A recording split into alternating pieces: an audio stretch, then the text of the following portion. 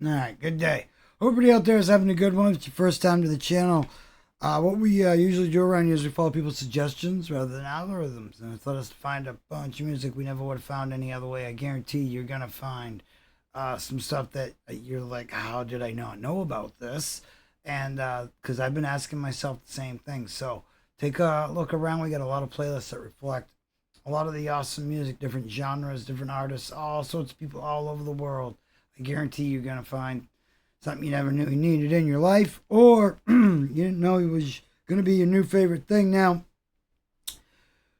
recently, just recently, we lost the Prince himself, the Prince of Darkness, Mr. Ozzy Osbourne, and there's a lot of folks, Mr. Iommi himself, saying they pretty much thought he was kind of hanging on for that last show, that he didn't want to just fade out. He's gonna go down in history as the legend metal icon that went out with the roar of a werewolf, and just he's legend. His mark on music will forever be a part of influencing even music today. Now, one album I want to talk about, album that brings generations and people together. At least it has my whole life, and one of my favorite albums. In fact, it's one of the top 100 best metal albums of all time. Ozzy Osbourne's first solo album, Blizzard of Oz. Now, this album right here, this is the one that like closes the gap with like the Gen Xers and the Millennials, because if you want to go by their dates or whatever, the Millennials grew up with this album because their parents are playing the shit out of it. This album was at every party. It was always being played to death. Oh, it was on repeat. That and the Randy Rhoads tribute. Obviously, there was other, like Diary of a Madman was also another one. Played, Bark at the Moon. But this album right here was what really started it all. And when, I would dare say that if you asked a lot of people, like, what would be some of their, desert island albums. You could only take a few albums, but this would be one of them because it is still timeless to this day. It doesn't sound dated. It doesn't sound of it's just, it is, and it's awesome. It gave way to all the, some Crazy Train, uh shit, a word I can't even say on here, Solution, the whole album, Over the Mountain, every song on this thing is good. Even if you're not a metal lover, check out Revelation, Mother Earth. That song is, if like I said, if you're somebody that's not into the heavy metals and stuff like that, I think you'll even appreciate that song. This was also too, Ozzy, really leaned into the scary aspect. He took that kind of from Black Sabbath, where they were kind of they had the scary music and stuff, and he leaned into like when you see like Diary of a Madman and the video Bark at the Moon, and even Speak of the Devil, and um, all them, you see that he took on this very, he leaned right into the monster, the evilish kind of persona, when really, his music and his lyrics were quite the opposite of what you would think.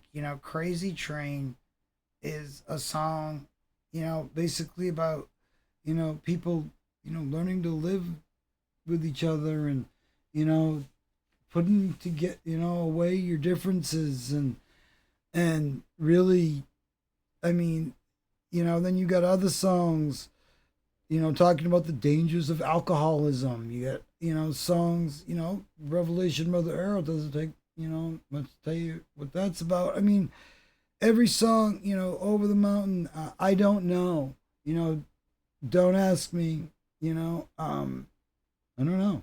And, it's every song on this album is a memorable song. Everybody that grew up in the the late 70s, early 80s, through the 80s, and even into the 90s, you heard this album. You heard it a lot. If your parents were cool, or maybe you had a brother or sister that was cool. I know Ultimate Sin was some people's introduction to Ozzy. Diary of a This album did not. It was released actually in 1980 in the UK, and it didn't come out until 1981, the following year, and which actually it wasn't really a whole year because it was like September of 80 and then March of 81. So yeah, but it came out to great success, and it put a lot of people on the map, and a lot of things, this album gave birth to a lot of musical styles. I mean, we would not have Zakk Wylde, or maybe we'd have him, but maybe he wouldn't be the way he is. If it wasn't for this album, if it wasn't for Randy Rhoads.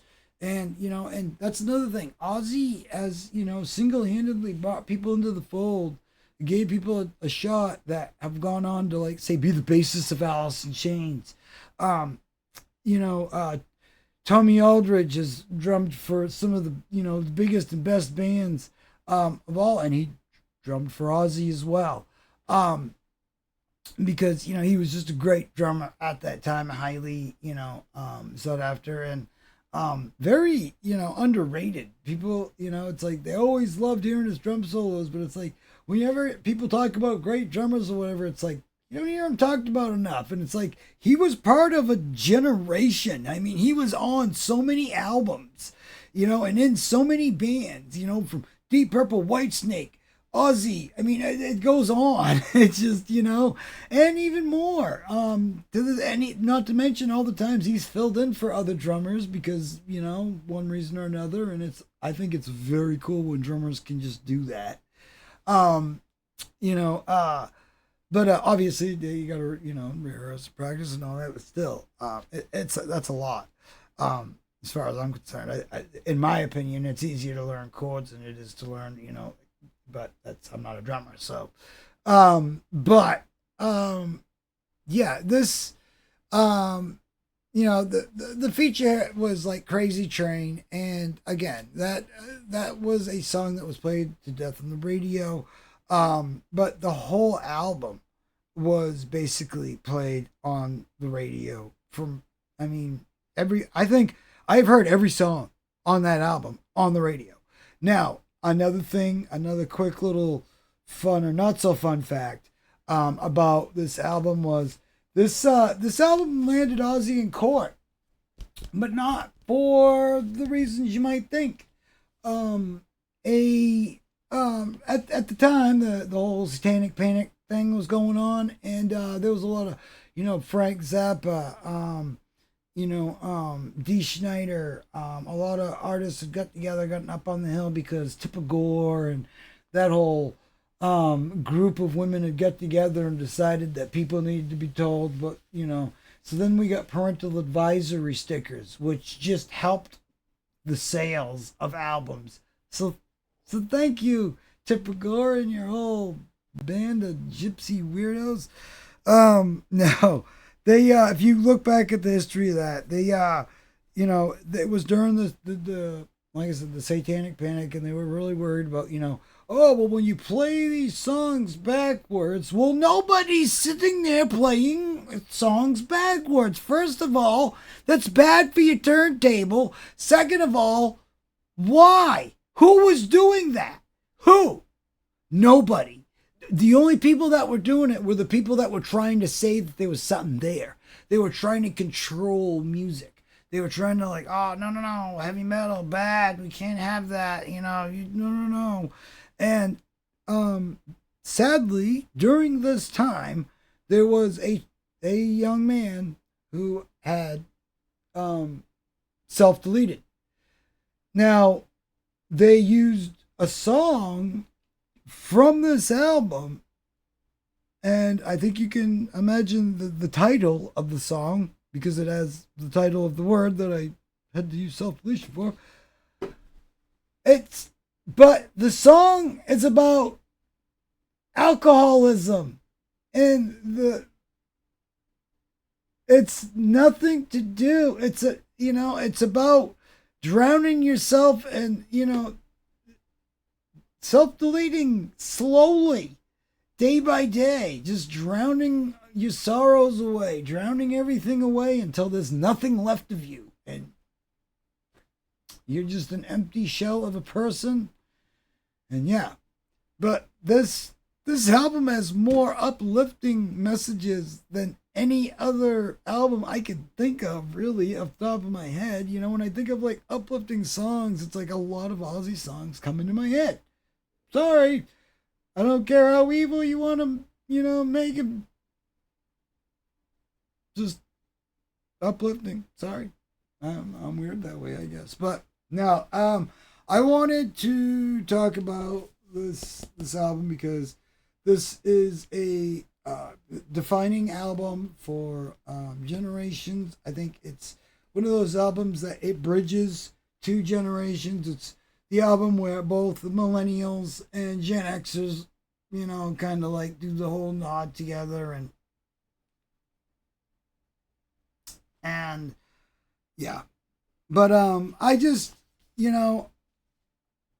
I've slowly been doing like album reviews here and there, and I thought this was as good as time as any to talk about one of the best metal albums of all time, and that's Blizzard of Oz, and gave way to one of the best guitarists of all time, Randy Rhoads, who was taken from us way too quickly. A lot of people forget he was in Quiet Riot, and then he joined Ozzy, and then the rest is history. And I would encourage you to go check out the Randy Rhoads tribute. That's one of the best live albums ever put out. So yeah, there's you got some homework to do if you haven't heard any of that stuff, and definitely you can go blindly, just go buy Blizzard of Oz, not Wizard of Oz, Blizzard of Oz. Although there's a Spanish band called Wizard of Oz, Mago de Oz. Mago de Oz. Awesome. But yeah. Sad. But at the same time, it really makes us thankful for everything that this one person has brought to the musical table. And and it's great to see the outpouring from all sides of media and all ends of the spectrum. When I'm even hearing newscasters, talking about Diary of a Madman into intricate, talking about the timing of it. And, people that, these are people that you look at and you wouldn't suspect, but turns out they're avid Ozzy fans and they're in mourning with us. And I just think that it's, it says a lot about a man that, touched so many people from all aspects of, the entertainment industry and beyond. And it's a beautiful thing. But yeah. Hope everybody out there is having a great day. Hope it's going as good as it possibly can be. I know it's kind of it's a bummer. But I wanted to kind of celebrate the man and really talk about an album that really defined some generations, and it's still an album that is played today. It's still in my top 10, and it's still a go-to for me. It's like, if I can't think of what I want to listen to, just put Ozzy on. That's fine. Yeah, that'll be good. Thank you. Okay. Thank you. Please drive through. All right. Hope everybody out there's having a great day. We got tons more news, reviews, reacts, all sorts of stuff in the music world and beyond. We got some other cool stuff to talk about in the tech world that also relates with the music world and some other stuff. So, if you got an artist or somebody that you'd like us to check out, please do leave them in the comments and let us know, and we will get to them as soon as possible. Remember, some artists, they won't let us post, they block them, or they might even block them in the region that you're requesting them from. So, yeah, but we'll try to get up as much as we can, as fast as we can. But yeah, have a great day, everybody. See you in the next one.